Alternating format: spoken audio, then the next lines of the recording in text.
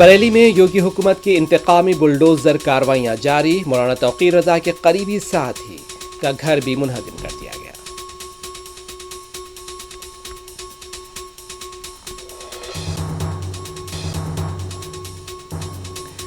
بہار میں انتخابات کی تیاریاں جاری، چیف الیکشن کمشنر کی زیر قیادت پٹنہ میں انتخابی کمیشن کی میٹنگ آج، مختلف محکمہ جات کے افسران کی شرکت۔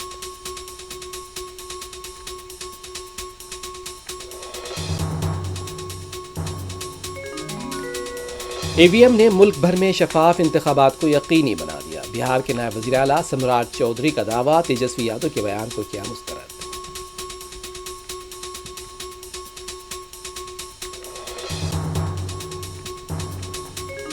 حیدرآباد سمیت تلنگانہ کے مختلف اضلاع میں وقفے سے بارش، دونوں تلگو ریاستوں کے لیے محکمہ موسمیات کا یلو الرٹ جاری۔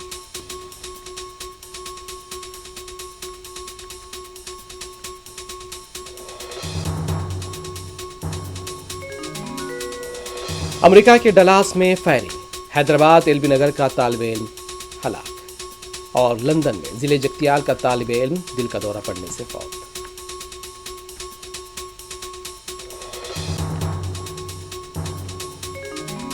غزہ میں اسرائیلی مظالم کے خلاف کئی ملکوں میں احتجاج جاری، مظاہرین گرفتار، لندن، اٹلی اور فرانس میں بھی زبردست احتجاج۔